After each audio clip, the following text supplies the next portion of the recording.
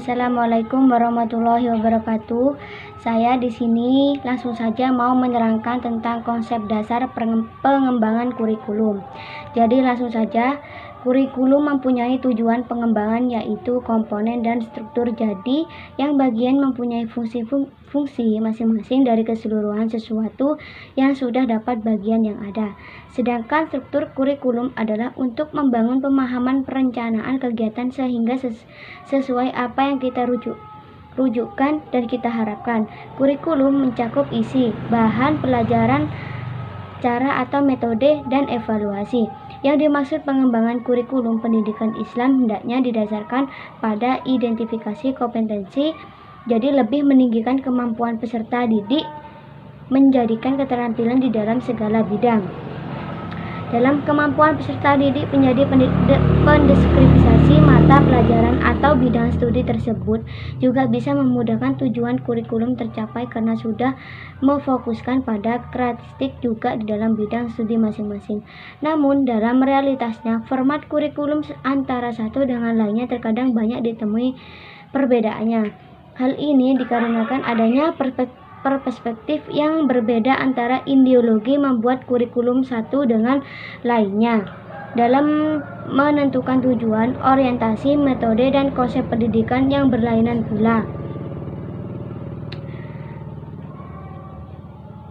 Konsepsi kurikulum adalah disebut kurikulum akademik, humanistik, teknologi, dan rekonstruksi sosial.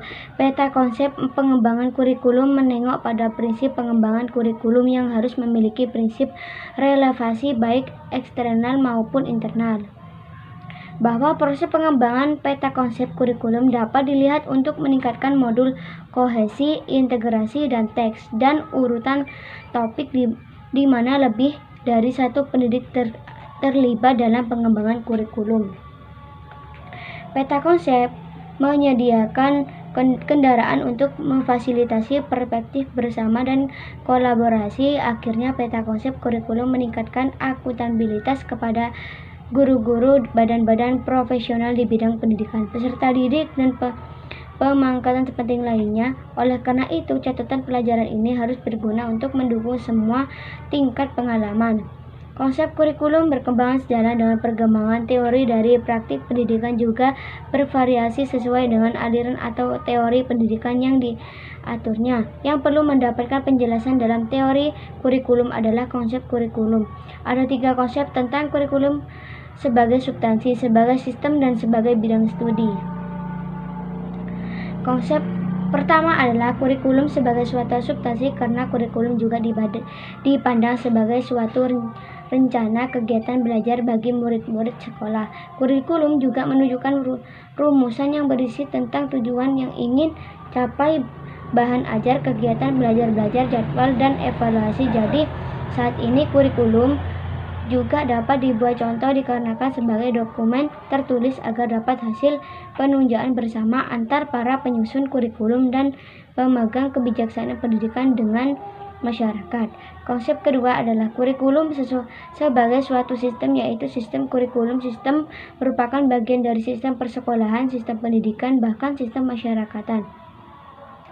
Konsep ketiga, kurikulum sebagai suatu bidang yang dimana bidang studi kurikulum juga mengadakan bidang kajian para ahli kurikulum dan ahli pendidikan dan pengajaran.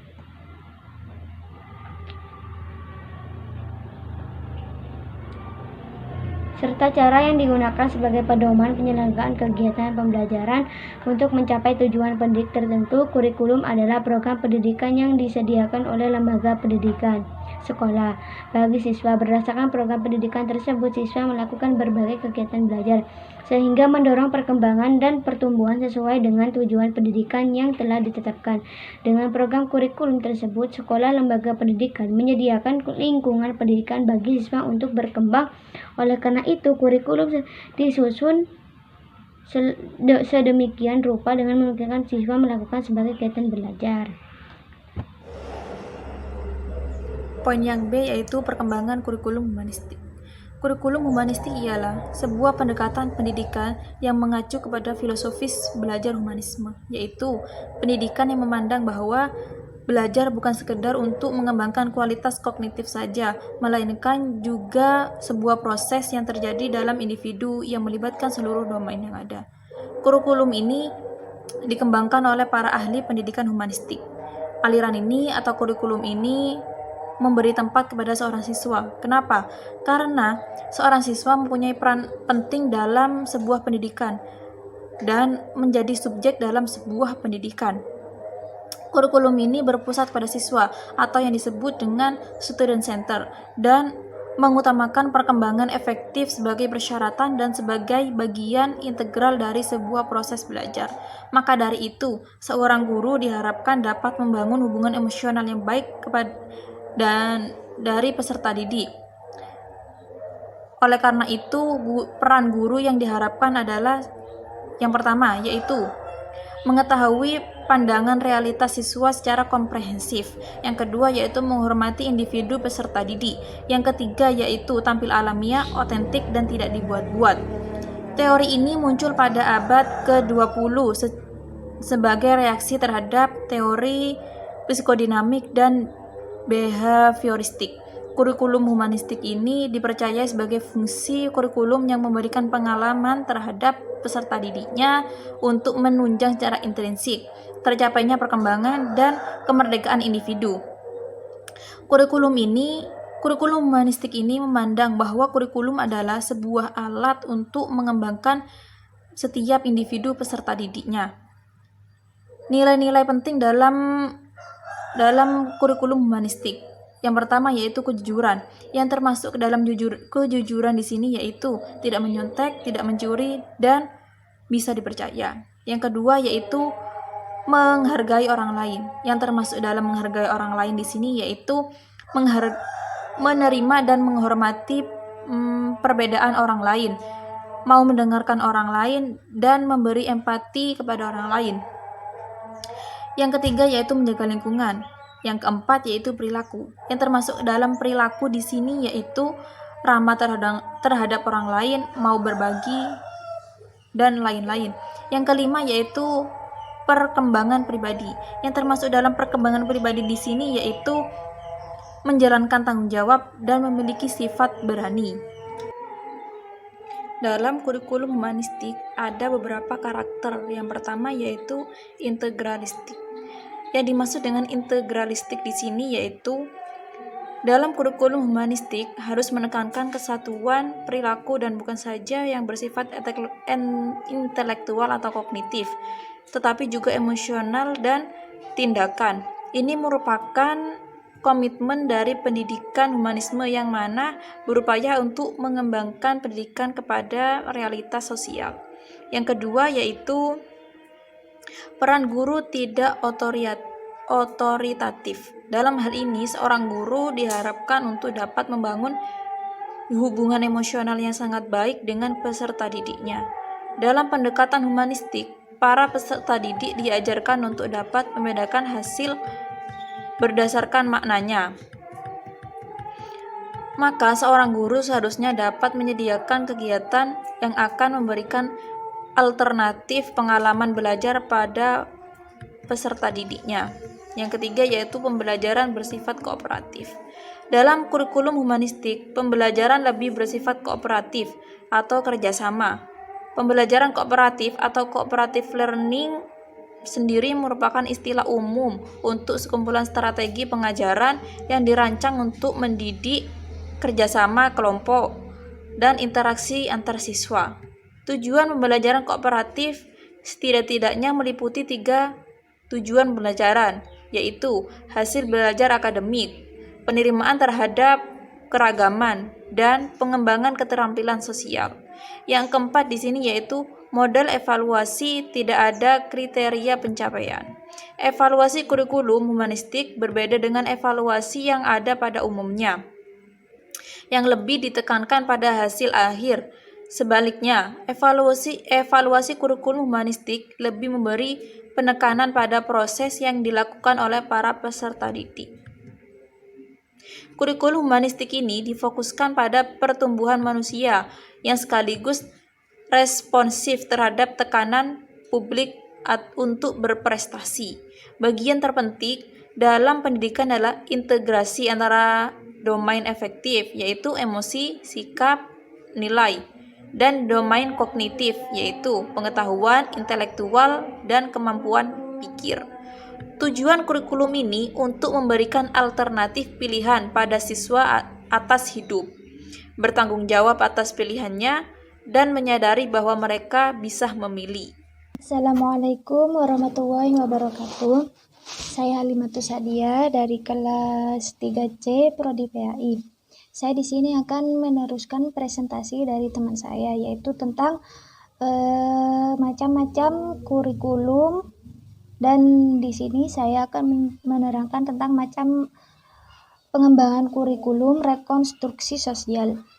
Rekonstruksi sosial merupakan sebuah gagasan untuk menggunakan sekolah sebagai institusi perubahan dan pengajaran positif seperti membangun masyarakat. Rekonstruksionis sosial merupakan penentang terhadap gagasan bahwa kurikulum seharusnya membantu mengatur pelajaran atau menyesuaikan terhadap kondisi masyarakat yang ada. Jadi yang dimaksud dari pengembangan kurikulum rekonstruksi sosial di sini adalah suatu bentuk kurikulum yang lebih mengedepankan permasalahan atau kebutuhan sosial dalam masyarakat. Berbeda dengan macam-macam kurikulum yang lain, kurikulum rekonstruksi sosial ini hanya berfokus pada keadaan masyarakat di sekitar lembaga-lembaga pendidikan, sehingga bisa menyesuaikan dengan kebutuhan peserta didik sesuai dengan keadaan lingkungan di sekitarnya. Kurikulum rekonstruksi sosial berbeda dengan kurikulum lainnya.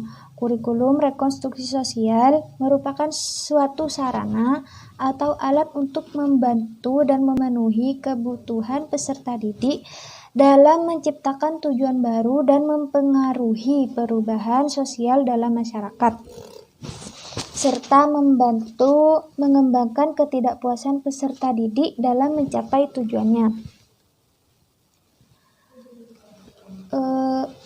Rekonstruksi sosial merupakan filosofi pendidikan yang menekankan institusi pendidikan sebagai lingkungan untuk menerapkan perubahan sosial dan menentang ketimpangan sosial. Ketimpangan sosial di sini yaitu seperti suatu permasalahan dalam masyarakat yang dirasa tidak pantas dan tidak adil di lingkungan lembaga pendidikan tersebut, yang tentunya akan mengganggu proses belajar mengajar peserta didik.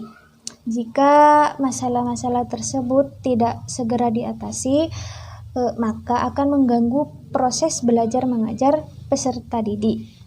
Dengan adanya bentuk kurikulum rekonstruksi sosial ini, peserta didik akan dituntun tentang bagaimana cara menghadapi dan menyelesaikan masalah-masalah sosial yang ada di masyarakat maupun masalah pribadi. Dalam kajian ini, bentuk pendidikan bukan merupakan upaya yang dilakukan oleh suatu institusi pendidikan sendiri, melainkan suatu proses kegiatan bersama dan menuntut adanya interaksi. Melalui kegiatan tersebut, para peserta didik akan berusaha memecahkan suatu masalah atau suatu problem yang dihadapi masyarakat menuju perubahan menjadi lebih baik. Secara bersama, maksudnya memecahkan suatu masalah atau problem yang dihadapi masyarakat menuju perubahan menjadi lebih baik secara bersama-sama.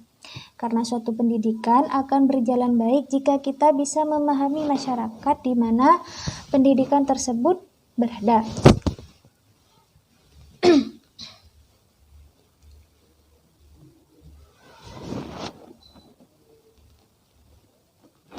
Dalam kurikulum rekonstruksi sosial, tujuan program pendidikan setiap tahun dapat berubah bergantung dengan perkembangan dalam suatu masyarakat tersebut. Sedangkan metode yang menjadi titik utama dalam metodenya menggunakan prinsip keselarasan antara tujuan nasional dengan tujuan peserta didik. Para tenaga pendidik atau guru harus bisa mengidentifikasi minat maupun bakat serta kebutuhan peserta didik baik dalam memecahkan masalah sosial ataupun pribadinya.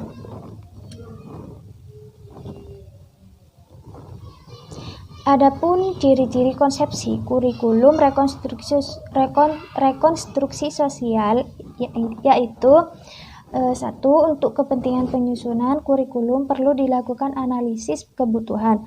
Berdasarkan kebutuhan-kebutuhan yang dapat dikenali, dilakukan di penentuan prioritas. Proses pendidikan di sekolah menekankan pada kegiatan pemecahan masalah. Dan yang keempat, masyarakat dijadikan sebagai sumber belajar. Jadi yaitu inti dari kurikulum rekonstruksi sosial, kurikulum ini lebih memfokuskan pada segala macam permasalahan yang ada atau yang sedang dihadapi oleh masyarakat. Selain itu, kurikulum ini berperan sebagai pendidikan dalam memecahkan masalah-masalah sosial maupun masalah pribadi yang sedang dialami masyarakat sekitar ataupun oleh peserta didik sendiri. Kurikulum ini beraksentuasi pada pendidikan interaksional. Manusia sebagai makhluk sosial akan selalu membutuhkan satu sama lain dalam menjalani kehidupannya. Jadi kurikulum ini menuntut adanya interaksi karena kurikulum ini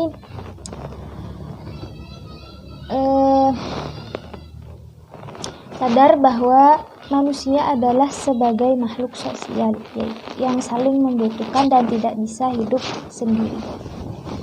Jadi mungkin hanya itu saja yang bisa saya sampaikan, kurang lebihnya mohon maaf yang sebesar-besarnya. Wassalamualaikum warahmatullahi wabarakatuh.